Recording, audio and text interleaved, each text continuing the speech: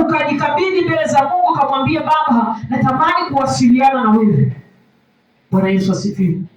Na kama vile mtu ambavyo kwa ajili ya kibinadamu kabisa, kama vile unavyosema nimpigie mtoto wangu labda aliyeko sehemu fulani, lazima utaweka salio ili uweze kuingiza namba zake uweze kumpigia. 6 mstari wa 24.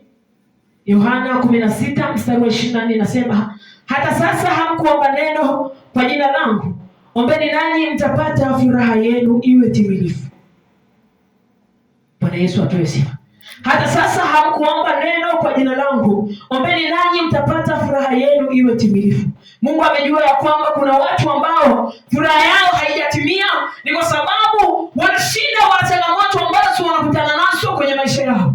Kwa hiyo anasema inawezekana furaha yenu haijakamilika ni kwa sababu hamjaomba neno lolote kwa jina langu.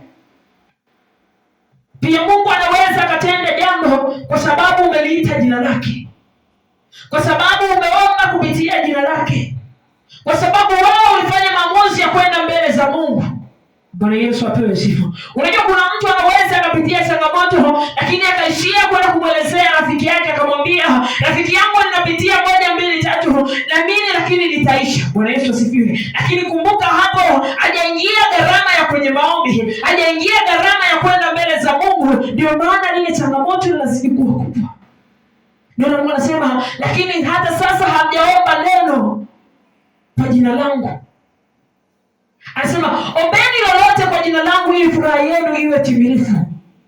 Furaha yetu itatimia pale ambapo tutakapoenda kumwomba Mungu, tutakapoenda kulitia jina lake, ndipo furaha kwenye mioyo yetu itakwenda kupatikana, ndipo amani kwenye familia zetu itakwenda kupatikana, ndipo tutaenda kupata afya kwenye miili yetu, kwa sababu tumelitia jina la Bwana, kwa sababu tumeomba kwa jina lake, kwa sababu tumejua ya kwamba yeye anatenda, ndio maana tukamfuata yeye.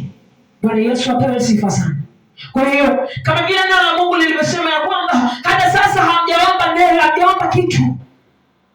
Akasema ombeni lolote kwa jina langu ili furaha yenu iwe timilifu. Furaha yako itatimia mpendwa, ni kwa sababu kama umebeba ile nguvu, kama umejiweka tayari, ukasema ya kwamba wakati huu ninakwenda kuwasiliana na Mungu, ni lazima niingie magotini kwa Mungu, nikamwite yeye anayeweza, maana yeye atatenda. Wakati huu atakapobeba moyo wa kujiamini, moyo wa ujasiri, wa kusema ya kwamba ninaenda mbele